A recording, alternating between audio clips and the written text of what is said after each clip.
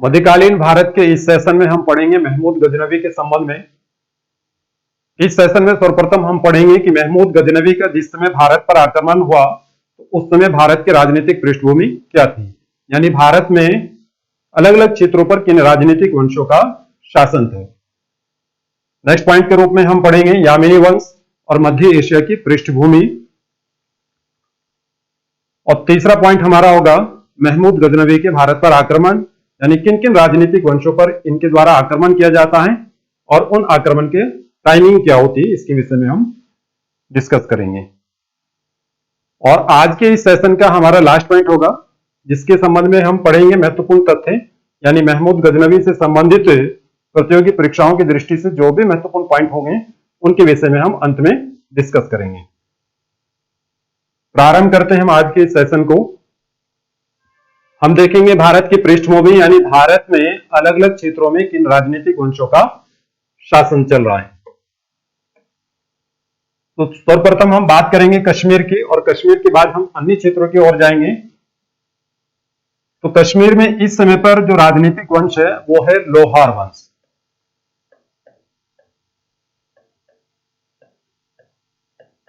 लोहार वंश, और लोहार वंश के जो इस समय के शासक हैं वो शासक हैं संग्राम सिंह। संग्राम सिंह के द्वारा इस वंश की स्थापना की गई, लोहार वंश की। इससे पूर्व के जो शासक है यहाँ पर महारानी दिद्दा, जो उत्पल वंश की अंतिम शासिका होती है, जिनकी मृत्यु के बाद संग्राम सिंह लोहार वंश की यहाँ पर स्थापना करते हैं। कश्मीर के इस पूरे क्षेत्र पर जो पीओके का क्षेत्र है ऊपर अफगानिस्तान की सीमावर्ती क्षेत्रों तक ये फैला हुआ है, तो इस पूरे क्षेत्र पर यहाँ शासन है लोहार वंश का, संग्राम सिंह। उसके बाद दूसरा महत्वपूर्ण राजनीतिक वंश है जिसके विषय में हम पढ़ेंगे, और महमूद गजनवी का सर्वप्रथम जो आक्रमण होगा इसी राजनीतिक वंश पर होगा। इसी राजनीतिक वंश के शासकों के इनके द्वारा पराजित किया जाएगा। तत्पश्चात भारत के अन्य क्षेत्रों के शासकों पर इनके द्वारा आक्रमण किया जाएगा। तो यहां पर जिसकी प्रारंभिक यहां के क्षेत्र में आप देखेंगे, यहां है ये काबुल का क्षेत्र। तो इस क्षेत्र में और कुछ नीचे वाले क्षेत्र में प्रारंभिक रूप से इस वंश के द्वारा शासन किया जा रहा था। तो यहां पर हम देखेंगे इस क्षेत्र में जो महत्वपूर्ण राजनीतिक शक्ति के रूप में है, इसको बोलेंगे शाही वंश। इसे हिंदू शाही वंश भी बोलेंगे। तो यहां महत्वपूर्ण राजनीतिक शक्ति है शाही वंश, और शाही वंश के जो शासक होंगे वो हम इधर लिख देते हैं यहां पर, ध्यान रखिएगा, जयपाल। और जयपाल के बाद में, इनकी मृत्यु के बाद में, इनके उत्तराधिकारी के रूप में जो महत्वपूर्ण शासक होंगे आनंदपाल।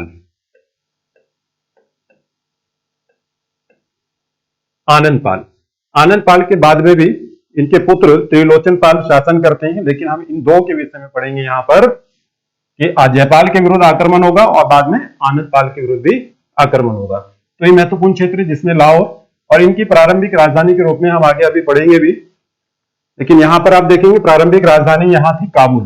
काबुल के आसपास कंधार तक का जो क्षेत्र था वो शाही वंश के अंतर्गत शासित होता था।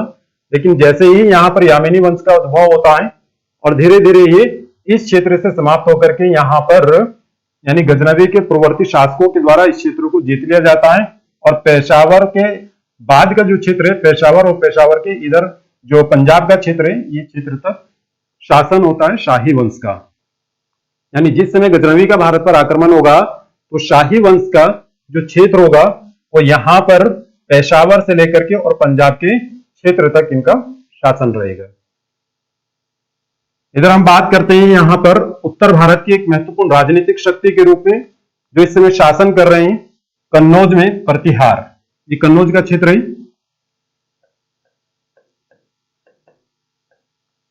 तो कन्नौज के पास में यानी लखनऊ और कानपुर के ऊपर का जो क्षेत्र है ये कन्नौज का क्षेत्र है।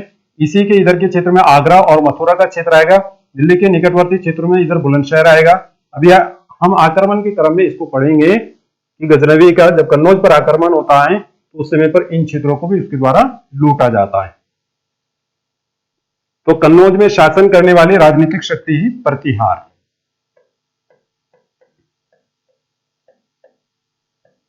प्रतिहार वंश का यहां पर शासन है और प्रतिहार वंश के इस समय पर जो शासक हैं वो हैं राज्यपाल। इनको ध्यान रखिएगा। अभी आक्रमण के क्रम में अगर आप यहां पर भौगोलिक स्थिति को क्लियर कर लेंगे तो जब हम आक्रमण पढ़ेंगे तो उनको क्रम में याद रखना आपके लिए आसान हो जाएगा।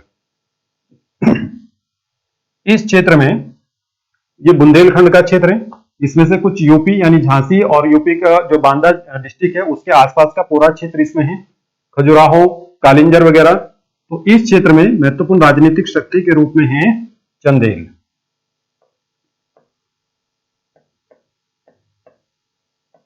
तो यहां पर शासन है चंदेल वंश का और चंदेल वंश के शासक हैं विद्याधर।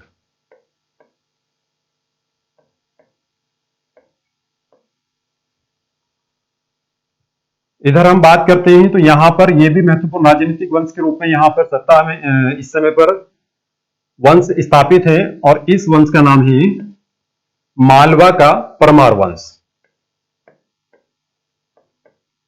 यहां पर है परमार वंश और परमार वंश के शासक है राजा भोज, जो एक बहुत महत्वपूर्ण शासक हैं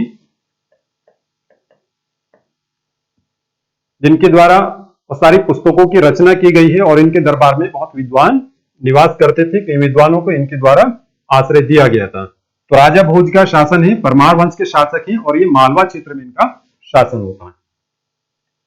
इसके बाद हम इस क्षेत्र की बात करेंगे। यहां पर यह है गुजरात का क्षेत्र है जिसमें कुछ राजस्थान का माउंट आबू पर्वत के आसपास का क्षेत्र भी शामिल है। तो यहां पर इस समय जो शासन करने वाली राजनीतिक शक्ति है वो है चालुक्य। ध्यान रखिएगा, चालुक्य वंश का शासन है यहां पर, जिसको सोलंकी वंश के नाम से भी जाना जाता है। और इस वंश के जो शासक होंगे वो है भीम फर्स्ट। भीम फर्स्ट का गुजरात पर शासन। तो ये महत्वपूर्ण राजनीतिक शक्ति है। मुल्तान के क्षेत्र में भी यहां पर फतेह दाऊद का शासन है मुल्तान में, और मुल्तान के नीचे क्षेत्र यहां पर पड़ता है मुल्तान के ही इस वाले क्षेत्र में, जिसको सिंध का भी क्षेत्र कह देते हैं, उच्च क्षेत्र। तो उच्च में उच्च बोलें या उच्च बोलेंगे इसको, तो उच्च क्षेत्र में यहां पर शासक है वाजीरा।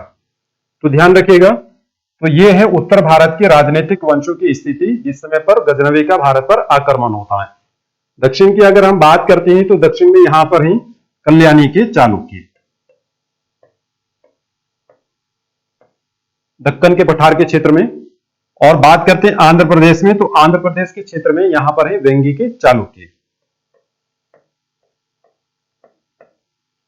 यहां पर वेंगी के चालुक्य वंश का शासन है। और इस क्षेत्र में जो इस समय भारत की सबसे महत्वपूर्ण राजनीतिक शक्ति के रूप में यहां वंश है चोल। और चोल के इस समय के जो यहां शासक हैं वो हैं राजेंद्र चोल, और चालुक्य के शासक हैं जयसिंह। और यहां पर एक राजनीतिक शक्ति है बंगाल में पाल वंश, और पाल वंश के शासक हैं महीपाल। तो ये ध्यान रखिएगा, यह है भारत की राजनीतिक पृष्ठभूमि जिस समय गजनवी का भारत पर आक्रमण होता है। तो यहां पर चोल वंश है, चोल वंश के ऊपर चालुक्य वंश है। इन दोनों के बीच संघर्ष की स्थिति बनी है वेंगी के चालुक्य उत्तराधिकारी को लेकर के। एक पक्ष दो पक्षों के बीच में यहां विवाद की स्थिति होती है, जिसमें से एक पक्ष को राजेंद्र चोल के द्वारा समर्थन दिया जाता है, दूसरे पक्ष को चालुक्य के जयसिंह के द्वारा समर्थन दिया जाता है। इसी को लेकर के मस्की का युद्ध होता है जिसमें यहां पर जयसिंह को पराजित किया जाता है। फिर यहां एक युद्ध महीपाल के साथ में होगा और महीपाल को पराजित किया जाएगा। गंगईकोंड चोलपुरम की उपाधि राजेंद्र चोल के द्वारा ली जाएगी। इसको हम पूरे दक्षिण भारत के और इसके अलावा उत्तर भारत के जितने भी राजनीतिक वंश हैं इनको हम आगे अध्ययन करेंगे विस्तार से कि कौन कौन से महत्वपूर्ण राजनीतिक वंशों में महत्वपूर्ण शासक कौन कौन हुए और उनके बीच में जो आपसी संघर्ष हुआ वो महत्वपूर्ण युद्ध कौन कौन से रहे, इसको हम आगे चल करके पढ़ेंगे। तो आप इसको ध्यान रखिएगा। इधर कश्मीर के क्षेत्र में लोहार वंश के शासक संग्राम सिंह, जो लोहार वंश के संस्थापक हैं, और उत्तर भारत की महत्वपूर्ण राजनीतिक शक्ति के रूप में है प्रतिहार, और प्रतिहारों के इस समय शासक है राज्यपाल। राजधानी इनकी कन्नौज। यहां बात करते हैं चंदेल यानी बुंदेलखंड के क्षेत्र में। चंदेल जिनकी राजधानी होती है प्रशासनिक राजधानी कालिंजर, और सांस्कृतिक राजधानी इनकी है खजुराहो। यहां के शासक हैं विद्याधर। विद्याधर से पहले यहाँ के जो शासक थे गंगदेव,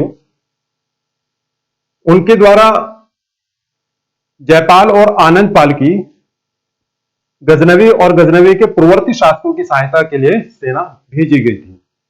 यहाँ पर राजा भोज हैं, राजा भोज भी सहायता करते ही ऊपर इधर चालुक्य यानी सोलंकी वंश के शासक भीमफश, जो यहाँ की राजधानी है वो राजधानी है यहाँ पर अनहिलवाड़। तो ध्यान रखिएगा, अनहिलवाड़ राजधानी ही चालुक्य सोलंकी वंश की। अब हम पढ़ेंगे आगे यामिनी वंश और मध्य एशिया की पृष्ठभूमि को।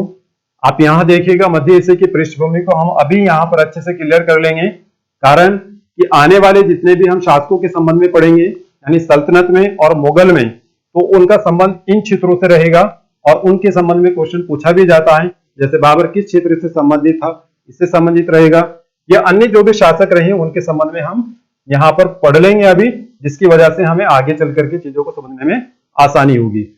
तो यहाँ हम मध्य एशिया की पृष्ठभूमि देखेंगे कि इस समय जिस समय पर गजनवी का भारत पर आक्रमण हुआ या उनके पूर्ववर्ती उनके पिता के द्वारा भारत पर आक्रमण किया गया, तो उस समय यहाँ की राजनीतिक पृष्ठभूमि क्या थी। तो ध्यान से देखेंगे आप यहाँ पर, यह है उज्बेकिस्तान का क्षेत्र, ये तुर्कमेनिस्तान का क्षेत्र है, ये तजाकिस्तान का क्षेत्र, फिर यहाँ अफगानिस्तान और ईरान, और यह है इराक का क्षेत्र। तो प्रथम हम यहीं पर देखें इराक में, जैसा कि हमने इस सीरीज के पहले सेशन में पढ़ा था कि पूरे अरब साम्राज्य के जो राजनीतिक के केंद्र के रूप में और जो सबसे शक्तिशाली पद है वो है खलीफा का। तो यहां उस समय पर खलीफा का जो स्थान था, यानी खलीफा जो सत्ता का संचालन कर रहे थे वो कर रहे थे यहीं पर दमिश्क से, यानी सीरिया की राजधानी दमिश्क से। लेकिन इस समय पर सत्ता का संचालन होना है बगदाद से। तो बगदाद में इस समय पर खलीफा है और खलीफा का नाम है अल कादिर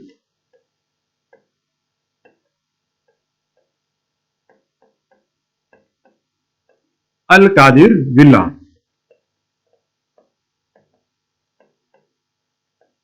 ध्यान रखिएगा, अल कादिर विल्ला, यानी मोहम्मद बिन कासिम का जिस समय पर आक्रमण हुआ उस समय का खलीफा कौन थे? वलीद बिन अब्दुल मलिक। और यहां इस समय पर जो खलीफा हैं वो थे दमिश्क में, यहां पर है बगदाद में इस समय पर खिलाफत। तो खिलाफत में यहाँ शासक है शासक बोले या राजनीतिक गुरु बोले या धार्मिक गुरु बोलेंगे इनको, तो यहाँ अल कादिर बिल्ला। उसके बाद इस क्षेत्र की हम बात करते हैं, जो यहाँ पर दक्षिण पूर्वी ईरान का जो क्षेत्र है जिसको सिस्तान बोलते हैं, तो सिस्तान के इस क्षेत्र पर राजनीतिक शक्ति के रूप में जो है वह है सैफरीद वंश। इस वंश के शासकों को पराजित किया जाएगा महमूद गजनवी के द्वारा। महमूद गजनवी यहां आक्रमण करेगा और इस क्षेत्र पर अधिकार करेगा और इसको अपने राज्य में शामिल कर लेगा। और सैफरीद के इस समय के जो शासक हैं यहां पर खल्फ बिन अहमद,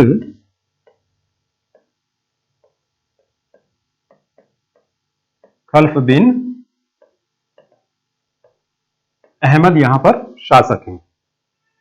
उसके बाद यहां महत्वपूर्ण राजनीतिक वंश के रूप में जिनके ही अधीन यामेनी वंश के शासक यानी कि गजनवी, प्रारंभिक रूप से गजनवी के पूर्ववर्ती शासक यानी उनके पिता सुबोकगीन और अल्पतगीन इसी वंश के अधीन इस क्षेत्र में अफगानिस्तान में शासन करते हैं। तो इस पूरे क्षेत्र उज्बेकिस्तान का ये पूरा क्षेत्र और यहां पर सैफरीद वंश की सीमा से संबंधित ये पूरा जो क्षेत्र है इस पर शासन करने वाली राजनीतिक शक्ति के रूप में समानी। तो यहां पर शासन है समानी वंश का, और समानी वंश के जो शासक है इस समय पर वो हैं अबू मंसूर। ध्यान रखिएगा, अबू मंसूर। अब इसी में कुछ क्षेत्र यहां पर हैं, जैसे उज्बेकिस्तान। उज्बेकिस्तान का यहां पर एक क्षेत्र पड़ता है जिसको बोलेंगे बुखारा। बुखारा महत्वपूर्ण क्षेत्र है, समानियों की राजधानी है बुखारा। बुखारा के बाद में यहां पर एक क्षेत्र पड़ेगा, ये समरकंद कहलाएगा, जो आगे चल करके चंगेज की यहां पर इससे ऊपर वाले क्षेत्र में चंगेज की राजधानी होती है, जिसको हम अभी देखेंगे। लेकिन यहाँ समरकंद में जो राजधानी होगी वो होती है तैमूर लंग की। इस समय समानियों की राजधानी बुखारा। आगे चल करके जब हम पढ़ेंगे तैमूर लंग के विषय में, तो तैमूर लंग की जो राजधानी रहती है वो होती है समरकंद। तो समरकंद यहाँ का क्षेत्र होता है। इसी से ऊपर यहाँ पर ये पड़ता है फरगना का क्षेत्र, यहां से संबंधित होते हैं बाबर। तो इसी से नीचे की ओर आएंगे तो यहां पर इस क्षेत्र में, जो ईरान का ये क्षेत्र है, तो इस क्षेत्र में यहां पर आती है निशापुर जगह है, जो इस सामानियों के बाद में नया राजनीतिक वंश यहां पर स्थापित होगा जिसका नाम होगा सल्जूक। तो सल्जूक का ये प्रारंभिक राजनीतिक केंद्र होता है निशापुर। ऐबक के संबंध में भी हम पढ़ेंगे निशापुर को, कि ऐबक को जो खरीदा गया था और इनका लालन पालन जो किया गया था तो वो यही निशापुर में हुआ था। आगे चल करके फिर गौरी के द्वारा उसको खरीदा गया। और यहाँ इस क्षेत्र में उज्बेकिस्तान का जो ऊपर का क्षेत्र है ये कैस्पियन सागर है। कैस्पियन सागर के ये इधर का जो क्षेत्र है यहाँ पर इस समय राजनीतिक शक्ति के रूप में है ओगुज। इसको पढ़ने की वैसे जरूरत नहीं है। और तजाकिस्तान का और इधर ऊपर का जो क्षेत्र है किर्गिस्तान वगैरह और इधर चीन का कुछ क्षेत्र है, तो इन क्षेत्रों में शासन करने वाले राजनीतिक शक्ति के रूप में है कारखानी। कारखानियों का यहाँ पर शासन है, कारखानी भी बोला जाता है इनको। तो यहाँ ये राजनीतिक शक्ति के रूप में इस समय पर यह है मध्य एशिया की स्थिति। अब हम देखेंगे इस क्षेत्र में सामानियों के अधीन यहां पर यह क्षेत्र आता है गजनी का।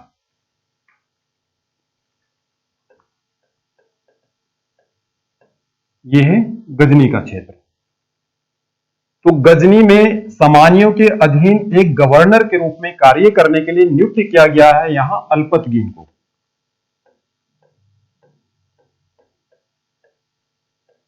अल्पतगीन सामानी यानी अबू मंसूर के यहां एक गवर्नर के रूप में नियुक्त हुए। लेकिन सामानियों का जो इस समय पर जो शासन चल रहा है ये निर्बल उत्तराधिकारियों का दौर है और सामानी साम्राज्य में षड्यंत्र की स्थिति है। तो उसी समय पर अल्पतगीन जब यहाँ की निर्बल स्थिति को देखते हैं तो अपने यहाँ इस क्षेत्रों को, जिस क्षेत्र के एक गवर्नर होते हैं, अपने आप को यहाँ पर एक स्वतंत्र शासक घोषित कर देते हैं और स्वतंत्र शासक के रूप में शासन करते हैं और निकटवर्ती क्षेत्रों को जीत करके अपने राज्य का विस्तार कर लेते हैं। अब अल्पतगीन अपने आप को जब स्वतंत्र कर लेते हैं तो उनके बाद में इसी वंश को, क्योंकि ये सत्ता कहां चल रही है, गजनी से चलेगी, तो इसको गजनवी वंश भी बोलते हैं या फिर इसको यामिनी वंश के नाम से भी जाना जाता है। आगे इनके कुछ उत्तराधिकारी आते हैं जिसमें अबू इशहाक कोई इतना महत्वपूर्ण नहीं होते, 3 साल तक शासन करते हैं, इनके पुत्र होते हैं। उनके बाद में बलगतगीन आते हैं, वो भी इतना महत्वपूर्ण नहीं होते, लेकिन महत्वपूर्ण शासक के रूप में यहां पर अल्पतगीन के बाद आएंगे सुबुक्तगीन।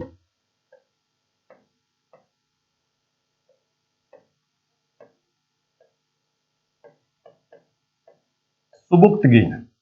अब सुबुक्तगीन अल्पतगीन के गुलाम होते हैं, इनको इनके द्वारा खरीदा जाता है और सुबुक्तगीन एक महत्वपूर्ण सिपा सलार होते हैं अल्पतगीन के, जो साम्राज्य के निकटवर्ती क्षेत्रों में अल्पतगीन के साम्राज्य का या अल्पतगीन के शासन का या साम्राज्य का विस्तार करते हैं। तो सुबुक्तगीन को इसी क्षेत्र के यानी कि गजनी के कुछ मंत्रियों ने या सरदारों ने मिलकर के यहाँ उत्तराधिकारी के रूप में नियुक्त किया और इनके द्वारा अच्छा प्रशासन किया गया और अपने क्षेत्र का विस्तार सफरीद वंश तक और नीचे के कुछ क्षेत्रों तक किया गया। यानी यहाँ पर बलूचिस्तान और नीचे मकरान, इस क्षेत्र में भी सुबुक्तगीन के द्वारा अपने अभियान को किया गया और साम्राज्य का कुछ विस्तार नीचे के क्षेत्र में किया गया। साथ ही साथ सुबुक्तगीन गजनी से इस और जो शाही वंश जो अभी हमने पढ़ा है इस क्षेत्र में, पंजाब में और उत्तर पश्चिमी सीमा प्रांत में जो शासन करने वाली राजनीतिक शक्ति के रूप में है भारत में, वो थे शाही वंश, हिंदू शाही वंश। तो उनके खिलाफ भी इनका अभियान होता है और सुबुक्तगीन भारत पर आक्रमण करने वाला प्रथम तुर्क होता है। ये ध्यान रखिएगा, भारत पर आक्रमण करने वाला पहला तुर्क जो था वो सुबुक्तगीन था और सुबुक्तगीन का जो भारत पर आक्रमण होता है वो होता है जयपाल के विरुद्ध। जयपाल को पराजित किया जाता है और उसके बाद फिर जयपाल आक्रमण करता है, उत्तर भारत के कुछ राजनीतिक वंशों से सहायता प्राप्त करता है और सहायता प्राप्त करने के बाद सुबुक्तगीन के विरुद्ध फिर यहां अभियान करेगा। लेकिन इस अभियान में जब सुबुक्तगीन देखते हैं कि एक बड़ी सेना जयपाल के पास में है और जिसका मुकाबला सुबुक्तगीन नहीं कर पाएगा, तो ये एक छापामार युद्ध करते हैं, गोरिल्ला युद्ध का प्रयोग करते हैं और गोरिल्ला युद्ध के द्वारा कुछ तत्कालीन समय पर मौसम परिवर्तित होता है तो प्रतिकूल परिस्थितियों का भी यहाँ पर जयपाल को सामना करना पड़ता है और सुबुक्तगीन गोरिल्ला युद्ध पद्धति का यहाँ पर युद्ध में पालन करता है। तो उस आधार पर यहाँ जयपाल को ये पराजित कर देते हैं। तो ये महत्वपूर्ण रहेगा सुबुक्तगीन का महत्वपूर्ण क्वेश्चन होगा, भारत पर आक्रमण करने वाला पहला तुर्क, जैसे मोहम्मद बिन कासिम भारत पर आक्रमण करने वाला प्रथम अरबी व्यक्ति होता है। तो सुबुक्तगीन जो शासन करता है ये 977 से लेकर के 997 तक शासन करता है। इसके मृत्यु के बाद में यानी 997 में जब सुबुक्तगीन की मृत्यु हो जाती है तो ये अपने उत्तराधिकारी के रूप में अपने पुत्र इस्माइल को नियुक्त कर देता है।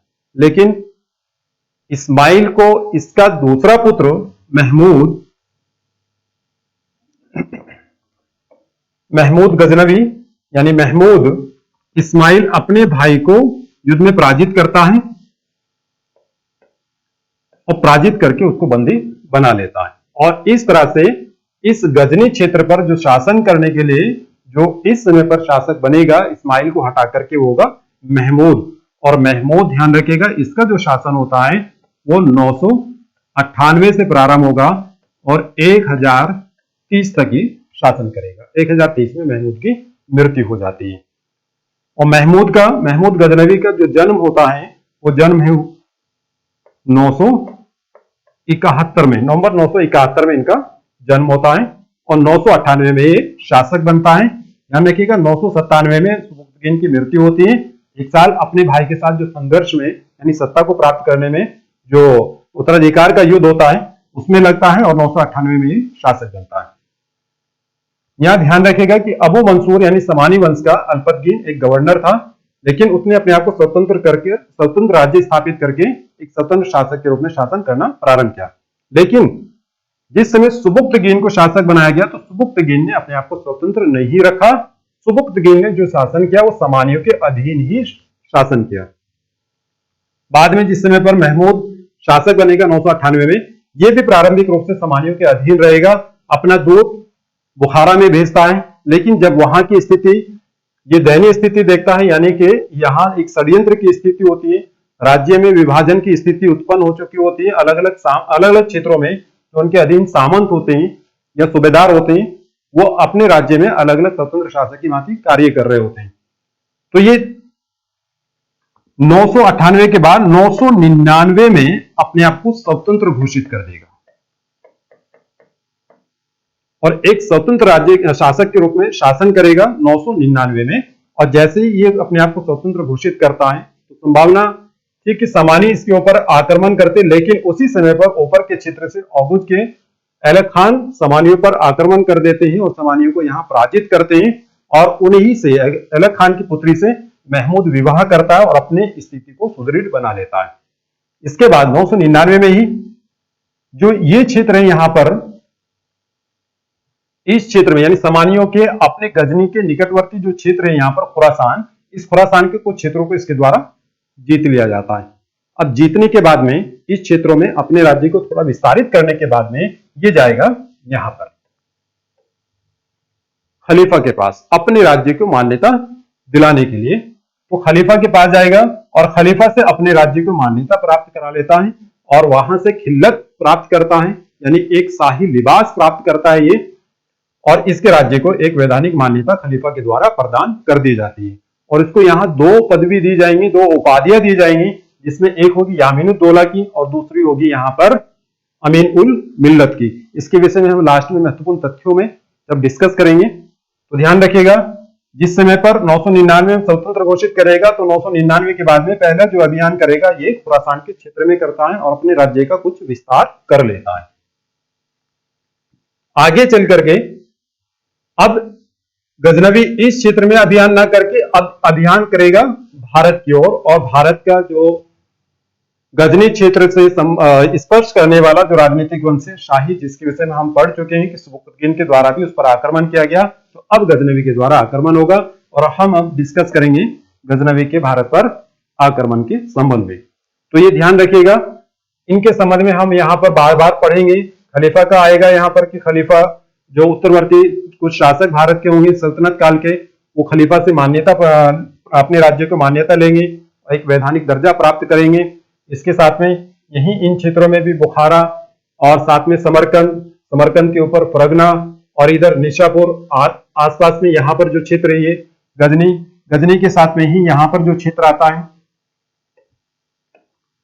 ये महत्वपूर्ण है। गजनी के बाद में हम इस क्षेत्र के विषय में पढ़ेंगे। यहाँ का जो क्षेत्र है ये है गौर क्षेत्र,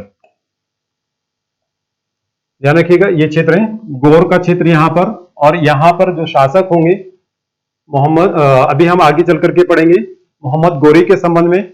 और ऊपर का यहाँ का जो क्षेत्र आता है ये है हेरात का क्षेत्र। तो इन गजनी के और हेरात के बीच में ही गौर का क्षेत्र होता है। ऊपर का जो क्षेत्र है बल्ख, यहाँ पर काबुल है, काबुल के इधर का जो क्षेत्र है ये बल्ख का क्षेत्र है। नीचे इधर कंधार का क्षेत्र आता है। तो जिस समय पर सुबुक्तगीन की मृत्यु होती है तो महमूद गजनवी उस समय बल्ख में होता है, इसलिए उनके दूसरे भाई इस्माइल को उत्तराधिकारी के लिए या रूप में नियुक्त कर दिया जाता है सुबुक्तगीन के द्वारा। अब हम आगे बढ़ेंगे। गजनवी के भारत पर आक्रमण, यानी गजनवी के भारत पर कब कब आक्रमण हुए इस चीज को आप ध्यान रखिएगा। हम पहले आक्रमण को देखते हैं और उसके बाद में हम यहाँ पर देखेंगे कि उनकी भौतिक स्थिति या मैप में वो स्थिति क्या क्या रही, उनकी अवस्थिति क्या हुई, तो उसके विषय में हम मैप में अध्ययन करेंगे। तो गजनवी का जो भारत पर आक्रमण होता है तो पहला जो आक्रमण होगा वो 1001 और 2 में जो आक्रमण होते हैं यहाँ ध्यान रखिएगा। कुछ महत्वपूर्ण आक्रमण आप याद रखिएगा। मैं लगभग सभी आक्रमण के विषय में यहाँ अभी क्रम से अभी डिस्कस कर लेते हैं हम, और उसमें से कुछ महत्वपूर्ण आक्रमण आप लोग याद रखेंगे जो प्रतियोगी परीक्षाओं की दृष्टि से महत्वपूर्ण होते हैं, जिनके संबंध में क्वेश्चन पूछा जाता है। अब यहाँ पॉइंट है कि गजनवी के आक्रमण की जानकारी किसके द्वारा दी गई थी, तो ये ध्यान रखिएगा हेनरी इलियट नामक इतिहासकार, हेनरी इलियट,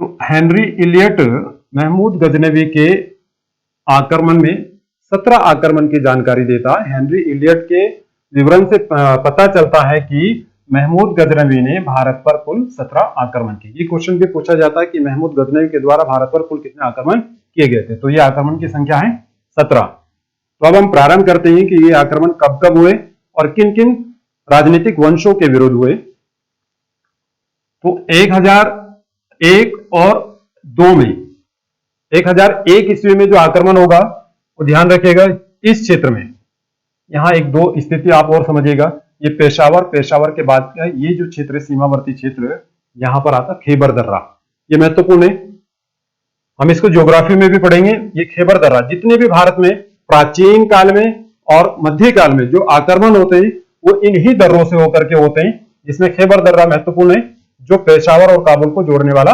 रास्ता है। इसके नीचे वाले क्षेत्र में यहां पर होता है गोमल दर्रा। गजनवी और गौरी के कुछ आक्रमण इस रास्ते से होंगे और मैक्सिमम जो अधिकांश आक्रमण है वो इसी रास्ते से होंगे। तो ये दो महत्वपूर्ण दर्रों को ध्यान रखेगा, इन्हीं दो दर्रों से, क्योंकि गजनी का क्षेत्र यहां पर है तो गजनी के क्षेत्र से आक्रमण यहां से भी होगा और इसी क्षेत्र से होकर के शाही वंश के ऊपर आक्रमण किए जाएंगे और फिर इन क्षेत्रों को जीता जाएगा। इधर मुल्तान और उच्च आदि के क्षेत्रों को भी यहां पर गजनवी के द्वारा जीता जाएगा। तो 1002 में 1001 में यहां पेशावर के निकटवर्ती यानी शाही वंश के सीमावर्ती क्षेत्रों को इसके द्वारा जीता जाता है और जीतने के बाद में पेशावर के जस्ट नीचे उत्तर पश्चिमी सीमा प्रांत का ये यहाँ पर एक छोटा सा क्षेत्र होता है जो सीमा पर है पंजाब के और उत्तर पश्चिमी सीमा प्रांत के, यहाँ है उद्भांडपुर जिसको हुंड के नाम से भी जाना जाता है, बेहिंद के नाम से भी जाना जाता है। तो यहाँ पर राजधानी इस शाही वंश की जो पहले काबुल में होती थी इस समय पर स्थानांतरित होकर के राजधानी आ गई है यहाँ पर हुंड में यानी उद्भांडपुर में, क्योंकि इस क्षेत्र को अल्पतगीन के द्वारा सुबुक्तगीन के द्वारा जीत लिया गया था तो राजधानी यहां स्थानांतरित कर दी गई। तो 1002 में जो आक्रमण होगा वो होगा इस क्षेत्र में उद्भांडपुर पर और उद्भांडपुर को जीता जाएगा। जयपाल की यहां बुरी तरह से पराजय होती है और जयपाल यहां पर जब युद्ध में पराजित होगा तो युद्ध में पराजित होने के बाद में ये आत्मगिलानी से आत्महत्या कर लेगा, शवदाह कर लेता है, यानी जला करके अपने आप को ये जो है आत्महत्या कर लेता है। तो 1001 1002 में दो आक्रमण होंगे जो शाही वंश के जयपाल के विरुद्ध होंगे, तो इनको ध्यान रखिएगा। और उसके बाद में यहां जब ये आत्महत्या कर लेगा तो आत्महत्या के बाद में आगे इनके उत्तराधिकारी आनंदपाल अपने पिता की मृत्यु का बदला लेने के लिए ये प्रयासरत रहेंगे और राजधानी उसके बाद लाहौर में स्थानांतरित हो जाती है, कुछ समय के लिए नंदशाह में भी स्थानांतरित रहती है। तो अलग अलग क्षेत्रों में जो जयपाल के उत्तराधिकारी हैं या जयपाल के पारिवारिक सदस्य हैं वो शासन कर रहे होते हैं। जैसे यहाँ पंजाब के इस क्षेत्र में जो भटिंडा का क्षेत्र है, भटिंडा के क्षेत्र में आनंदपाल के भाई सुखपाल शासन कर रहे होते हैं। इसी सीमावर्ती क्षेत्र में यहाँ पर नंदशाह है, नंदशाह में आनंदपाल के पुत्र हैं त्रिलोचन पाल, वो शासन कर रहे होते हैं। तो कुछ समय तक इन्हीं क्षेत्रों में आनंदपाल के द्वारा अपनी शक्ति को सुदृढ़ करने के लिए गजनवी के विरुद्ध भारतीय शासकों से भी सहायता प्राप्त की जाती है। उसके संबंध में हम अभी पढ़ेंगे। तो 1001 1002 में शाही वंश के विरुद्ध, उसके बाद 1004 में 1004 में यहां पर उच्च क्षेत्र है, इस उच्च क्षेत्र में आक्रमण होगा और यहां के शासक, जैसा कि मैंने पहले भी बताया था, यहां के शासक हैं वाजिरा। वाजिरा को पराजित किया जाता है, वाजिरा युद्ध के मैदान से भाग जाता है और भागने के बाद ये भी बाद में फिर आत्महत्या कर लेता है। अब उच्च पर आक्रमण करने का एक कारण यहां पर मिलता है कि शाही वंश पर आक्रमण करने के समय महमूद गजनवी ने वाजिरा से सहायता मांगी थी, लेकिन वाजिरा के द्वारा सहायता नहीं दी गई और बाद में इसके द्वारा यहां पर उच्च क्षेत्र पर आक्रमण किया जाता है। वाजिरा बाद में आत्महत्या कर लेता है। लेकिन इसी बीच में आप ध्यान रखिएगा 1002 ईस्वी में ये आक्रमण करता है इस क्षेत्र में जहां मैंने अभी आपको बताया कि यहां जो सत्ता चल रही है सफरीद वंश की, सफरीद वंश के शासक हैं खल्फ बिन अहमद, उन पर आक्रमण करेगा 1002 में और आक्रमण करने के बाद उनकी सत्ता को पूरी तरह से समाप्त कर देता है, पूरा क्षेत्र अपने साम्राज्य में मिला लेता है। और यहां उनको पराजित करने के बाद में महत्वपूर्ण पॉइंट होगा, ये सुल्तान की पदवी लेता है, यानी सुल्तान की उपाधि, ये क्वेश्चन पूछा भी जाता है, सुल्तान की उपाधि लेने वाला जो प्रथम व्यक्ति है, प्रथम शासक है, वो गजनवी होता है। और गजनवी ये उपाधि कब लेता है? जब ये सफरीद वंश के शासक खल्फ बिन अहमद को पराजित कर देता है और उसी खुशी के उपलक्ष्य में ये सुल्तान की पदवी धारण करता है। आगे हम पढ़ेंगे।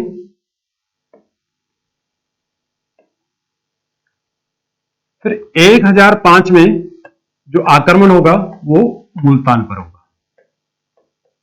मुल्तान का क्षेत्र आपको नजर आ रहा है, यह है मुल्तान का क्षेत्र। यहां पर मुल्तान पर आक्रमण होगा और मुल्तान की यहां इस समय जो शासक हैं वो है फतेह दाऊद।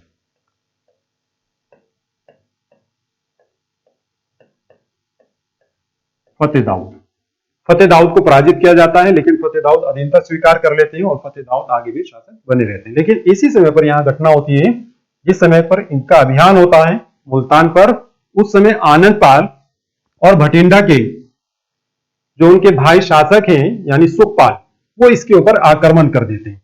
इस आक्रमण में आनंदपाल को, सुखपाल को पराजित किया जाता है और भटिंडा पर भी आक्रमण होता है और भटिंडा के क्षेत्र में सुखपाल को बंदी बनाया जाता है। लेकिन सुखपाल यहां पर इस्लाम धर्म को स्वीकार करता है और उनका नामकरण किया जाता है नौशा शाह।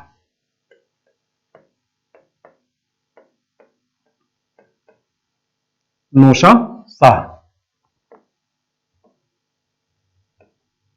तो नाम दिया गया नौशा शाह सुखपाल को, और सुखपाल को फिर यहां शासक यानी अपने एक प्रतिनिधि के रूप में यहां पर नियुक्त करके ये वापस चला जाता है। तो 1005 के बाद फिर आक्रमण होगा नौशा शाह के विरुद्ध 1007 में। ये ध्यान रखिएगा, ये आक्रमण है नौशा शाह के विरुद्ध, क्योंकि गजनवी के वापस जाने के बाद में नौशा शाह दोबारा से हिंदू धर्म को स्वीकार करता है और इस विद्रोह को दबाने के लिए फिर अभियान करता है 1007 में नौशा शाह को पराजित करने के लिए, और नौशा शाह को यहां पर बंदी बना लिया जाता है और इस क्षेत्र से नौशा शाह के शासन समाप्त हो जाता है। तो 1007 में नौशा शाह के विरुद्ध यानी कि सुखपाल के विरुद्ध यहां पर आक्रमण गजनवी का होगा। उसके बाद 1008 ये महत्वपूर्ण युद्ध होगा। 1008 में जो आनंदपाल है यह आनंदपाल के विरुद्ध होगा।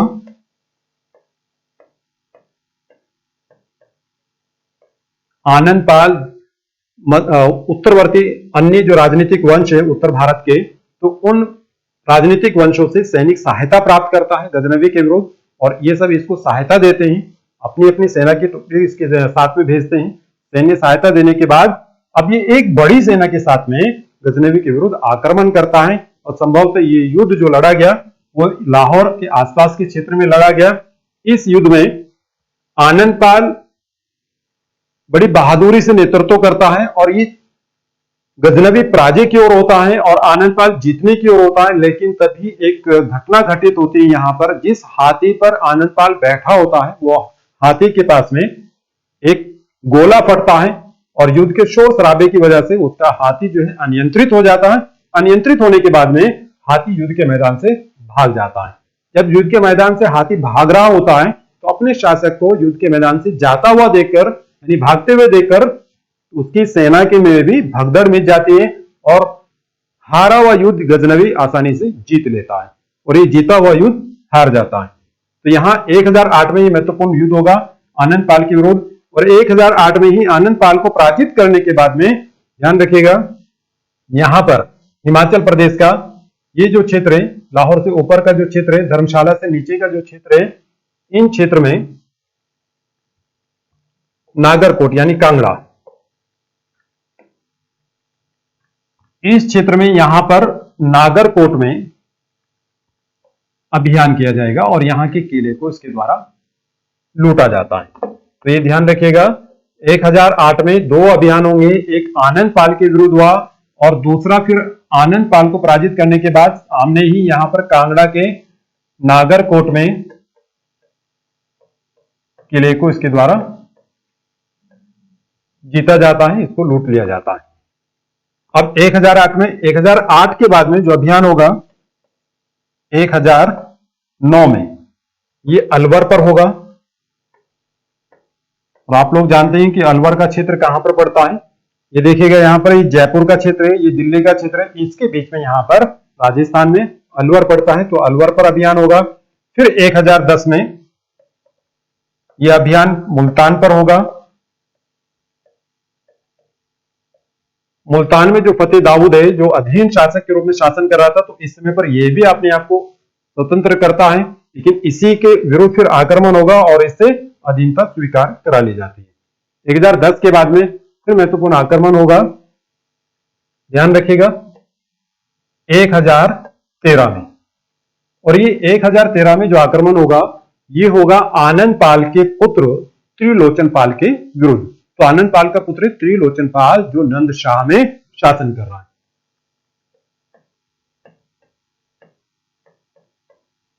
नंदशाह कुछ समय तक आनंद पाल के द्वारा इस क्षेत्र में राजधानी के रूप में संचालन किया गया, यानी अपने राज्य का नेतृत्व किया गया। तो यहां त्रिलोचन पाल को पराजित किया जाता है, और पराजित करने के बाद में त्रिलोचन पाल भाग करके कश्मीर पहुंच जाता है।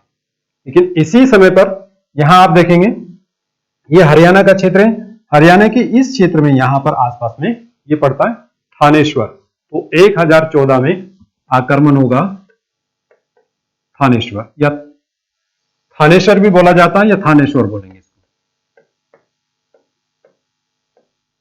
तो 1014 में थानेश्वर पर आक्रमण होगा, और इसके बाद त्रिलोचन जो कश्मीर में भागा था, तो 1015 में, क्रम में याद रखिएगा तो आसानी रहेगी, तो ये आक्रमण होगा कश्मीर के क्षेत्र पर। और उसके बाद फिर आगे यहां आक्रमण होने के बाद में त्रिलोचन पाल यहां से भाग करके इधर के क्षेत्र में आता है, कन्नौज के क्षेत्र में आता है। लेकिन 1018 में यह अभियान होगा कन्नौज के, और कन्नौज के शासक हैं राज्यपाल।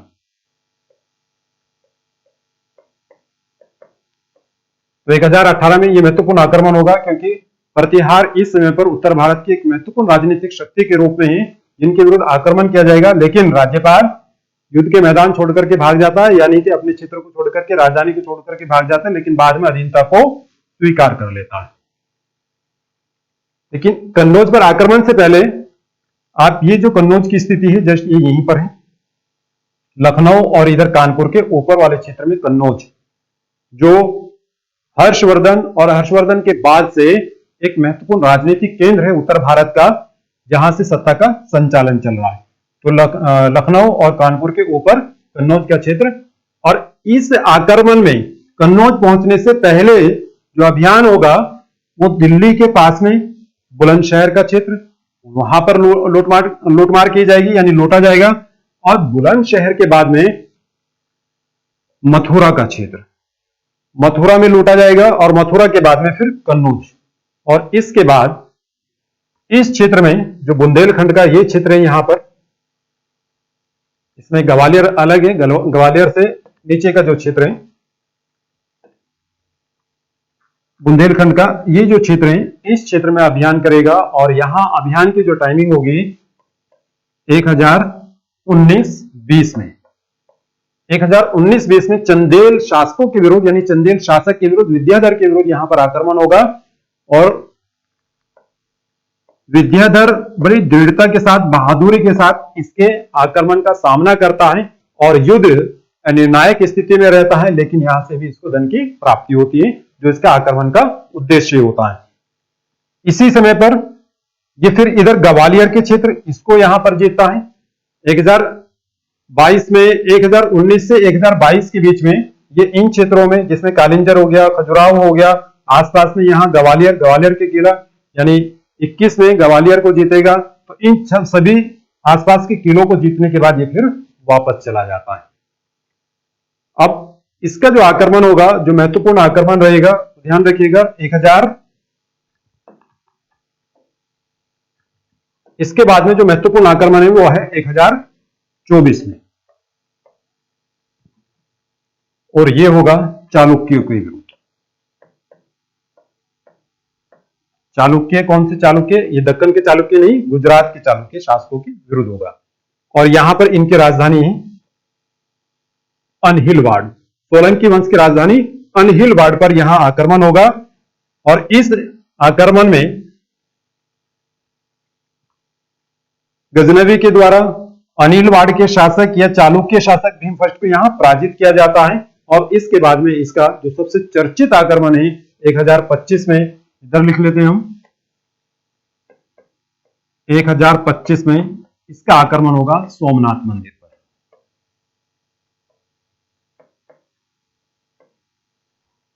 सोमनाथ मंदिर जो है वो यहां पर जो काठियावाड़ क्षेत्र है, वो काठियावाड़ क्षेत्र के इस क्षेत्र में यहां पर सोमनाथ मंदिर है, तो सोमनाथ मंदिर पर यह आक्रमण करेगा और यहां पर बड़ी लूटमार करता है, और यहां से इसको भारी मात्रा में धन की प्राप्ति होती है, 20 लाख दिनार लगभग इसको इस अभियान से धन की प्राप्ति होती है। इस क्षेत्र से लूटमार करने के बाद में ये अपने राज्य यानी अपनी राजधानी शीघ्र पहुंचना चाहता है, जिसके कारण से ये इस क्षेत्र को चुनता है, यानी सिंध का क्षेत्र जिसमें रेगिस्तान का भी क्षेत्र है, यानी थार रेगिस्तान और सिंध के क्षेत्र को ये चुनता है।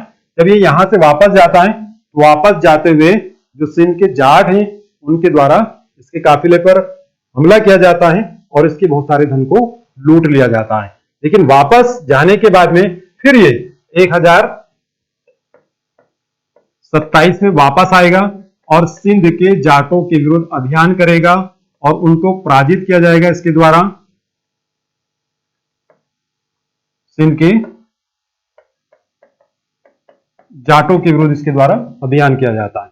तो ये 1027 को जो सिंध के जाटों के विरुद्ध इसका अभियान होगा, ये इसका अंतिम अभियान होता है। 1025 का सोमनाथ मंदिर को लूटने का अभियान, ये महत्वपूर्ण होते हैं, इनके विषय में क्वेश्चन पूछा जाता है। और 1030 ईस्वी में इसकी मृत्यु हो जाती है। तो ये है महमूद गजनवी के भारत पर आक्रमण। कौन कौन से महत्वपूर्ण आक्रमण हुए वो आप ध्यान रखिएगा, जिसमें से 1001-2 का जो शाही वंश की राजधानी उद्भानपुर पर आक्रमण होता है, ये महत्वपूर्ण रहेगा। उसके बाद आप यहां पर 1008 का जो आक्रमण आनंदपाल के विरुद्ध है, ये महत्वपूर्ण है। उसके बाद ये 1018 का जो आक्रमण कन्नौज पर है, ये भी महत्वपूर्ण है। चंदेल शासकों पर अभियान महत्वपूर्ण रहेगा। चालुक्यों की राजधानी अनहिलवाड़ को लूटा जाता है, ये अभियान महत्वपूर्ण है। और ये सोमनाथ और सिंध के जाटों के विरुद्ध इन अभियान के विषय में क्वेश्चन पूछा जाता है। तो ये है गजनवी के भारत पर आक्रमण, आप इनको अच्छे से ध्यान रखिएगा। लोकेशन के साथ में हमने इनको पढ़ा कि किन किन क्षेत्रों में कौन कौन सा वंश स्थापित था और उनके जो राजधानी थी वो राजधानी पर कब कब आक्रमण किया गया, ये आपके सामने हमने मैप के माध्यम से चीजों स्थिति को क्लियर किया। मैं उम्मीद करता हूं कि ये सारे पॉइंट आपके क्लियर हो गए होंगे। फिर भी यदि कोई कंफ्यूजन है तो आप कमेंट के माध्यम से क्वेश्चन पूछ सकते हैं, जिससे आपके कंफ्यूजन को क्लियर किया जाएगा। अब हम पढ़ते हैं महत्वपूर्ण तथ्यों के संबंध में। यहां पर आप देखेंगे यह है महमूद गजनवी के द्वारा विस्तारित किया गया साम्राज्य, जो यहाँ ईरान के इस क्षेत्र से प्रारंभ होता है और ये देखिएगा पूरे इस क्षेत्र में नीचे तक का जो क्षेत्र है, और यहाँ पर लाहौर और लाहौर के आसपास पंजाब का जो क्षेत्र है, इन सभी क्षेत्रों को ये जीत करके अपने राज्य में मिला लेता है।